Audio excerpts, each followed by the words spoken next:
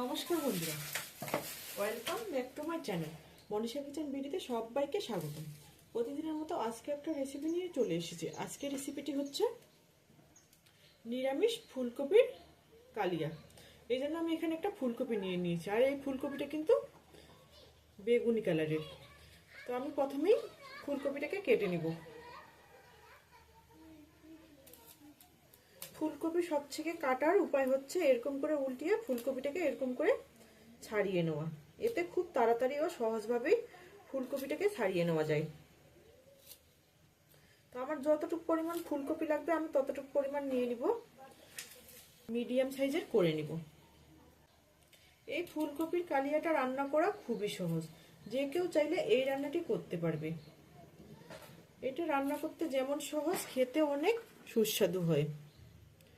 শুধু যে পেঁয়াজ রসুন দিয়েই তরকারি ভালো হয় আর অন্য কোনো মশলা, স্পেশাল কোনো মশলা দিয়ে যে রান্না ভালো হয় এটা কিন্তু না। সাধারণ কিছু মশলা দিয়েও কিন্তু অসাধারণ রান্না করা সম্ভব, যদি আপনারা কিছু ট্রিট ও টিপস মন। কপিটাকে কেটে নেওয়া আমার হয়ে গেছে। এবারে আলুটাকে আমি এরকম ডুমো ডুমো করে কেটে নিব, ভালোভাবে ধুয়ে পরিষ্কার করে নিব। তো বন্ধুরা, ফুলকপি আর আলুটাকে আমার ধুয়ে নেওয়া হয়ে গেছে। এই রান্নার জন্য আমার এখানে লাগবে ফুলকপি, আলু, আর এখানে ফোড়নের জন্য গোটা গরম মশলা 2 টুকরো, দালচিনি নিয়ে নিয়েছি, 2টো সাদা এলাচ, 2টো শুকনো মরিচ আর 2টো তেজপাতা, আর এখানে আদা আর কাঁচামরিচ বাটা, আর এখানে আমি কাজু বাদাম আর চীনা বাদাম আমি একসাথে বেটে রেখেছি। চলুন বন্ধুরা, এবার চুলায় যাওয়া যাক। প্রথমেই এখানে একটা আমি প্যান বসিয়ে কিছুটা জল দিয়ে দিয়েছি। জলটা গরম হয়ে আসলে দিয়ে দিব পরিমাণ মতো লবণ। এবারে জলটা ফুটিয়ে আসা পর্যন্ত অপেক্ষা করব। জলটা আমার ভালো মতো ফুটিয়ে এসেছে। এবারে আমি ফুলকপিগুলোকে দিয়ে দিব। এবারে নেড়ে চেড়ে আমি একটুখানি ফুটিয়ে নিব। এতে ফুলকপির যে একটা কাঁচা ভাব থাকে, এই কাঁচা ভাবটা একেবারেই চলে যাবে। আপনারা চাইলে কিন্তু এই রেসিপিটি সাদা ফুলকপি দিয়েও করতে পারেন, যে কোনো ফুলকপি দিয়েই হবে। ফুলকপিটাকে আমার ভাপিয়ে নেওয়া হয়ে গেছে। এবারে তুলে নিব। তুলে নিয়ে জল ঝরিয়ে আবারও ওই প্যানটা আমি বসিয়ে দিব।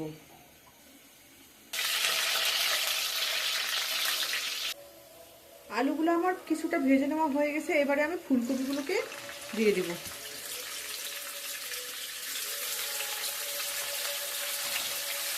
ভালো মতো ভেজে নেব। একটুখানি হলুদ গুঁড়ো দিয়ে দিব। ফুলকপি আলুটাকে আমার ভেজে নেওয়া হয়ে গেছে। এবারে তুলে নিব।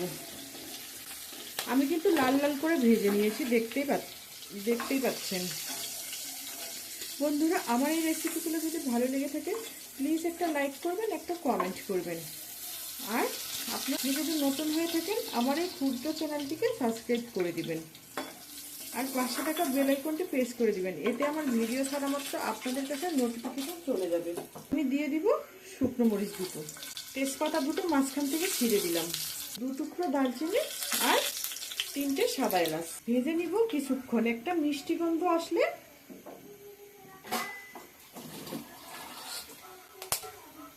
এর মধ্যে আমি দিয়ে দেবো পরিমাণ মতো জল।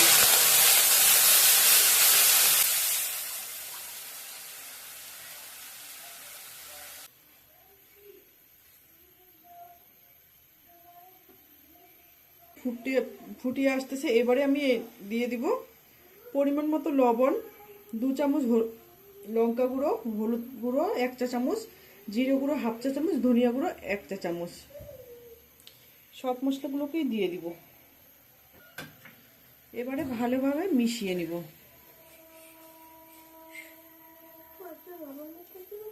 দেখতেই পাচ্ছ বন্ধুরা মশলাটা কতটা কালারফুল হয়েছে। আর এভাবে এখন আমি মশলাটাকে কষিয়ে নিব। জলটা একেবারেই শুকিয়ে নিব। জলটা শুকিয়ে আস্তে আস্তে মশলাটা আমার কষিয়ে নেওয়া হয়ে আসবে। মশলা থেকে জলটা শুকিয়ে গেছে, তেলটা উপরে ভেসে উঠেছে। এ পর্যায়ে আমি দিয়ে দিব আলু আর ফুলকপিটাকে। আপনারা বাসায় অবশ্যই ট্রাই করতে পারেন ফুলকপির এই কালিয়া, খেতে অসাধারণ হয়। তো এভাবে এখন আমি কিছুক্ষণ মশলাটার সাথে ফুলকপি ও আলুটাকে কষিয়ে নেব। নিরামিষ নিরামিষ দিনে এরকম একটা রেসিপি থাকলে অন্য কিছুর আর প্রয়োজন হয় না। তো বন্ধুরা, আপনাদের যেদিন নিরামিষ থাকবে ওদিন কিন্তু এই রেসিপিটি রাখতে পারেন মেনুতে। আমার কষিয়ে নেওয়া হয়ে গেছে, কড়াইয়ে প্রায় লেগে যাচ্ছে।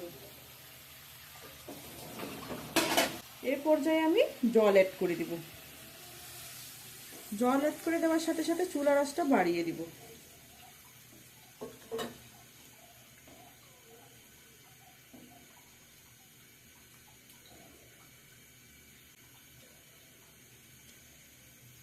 এবারে অপেক্ষা করব ঝোলটা ফুটিয়ে আসা পর্যন্ত। ঝোলটা ফুটিয়ে এসে 5 মিনিট রান্না করে নিলাম। এবারে এক চিমটি চিনি দিয়ে দিব, এতে রান্নার স্বাদটা ভালো হবে। আর দিয়ে দিব 1 চামচ মতো গরম মশলা গুঁড়ো। গরম মশলা গুঁড়োটা কিন্তু একবারে রান্নার শেষেই দিতে হবে, আগে দেওয়া যাবে না। আগে দিলে কিন্তু একটুকু স্বাদ ভালো হবে না। তো আমি দেওয়ার পর আরও 2 থেকে 3 মিনিটের মতো জাল করে নেব। তরকারিটা আমার জাল করে নেওয়া হয়ে গেছে। এবারে আমি দিয়ে দিব 2টো কাঁচামরিচ।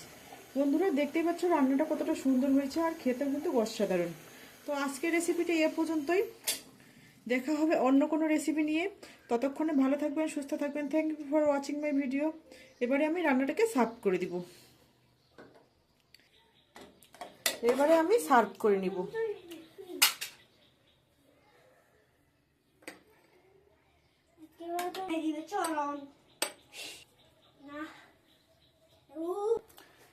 রান্না রেডি আমার ফুলকপির কালিয়া।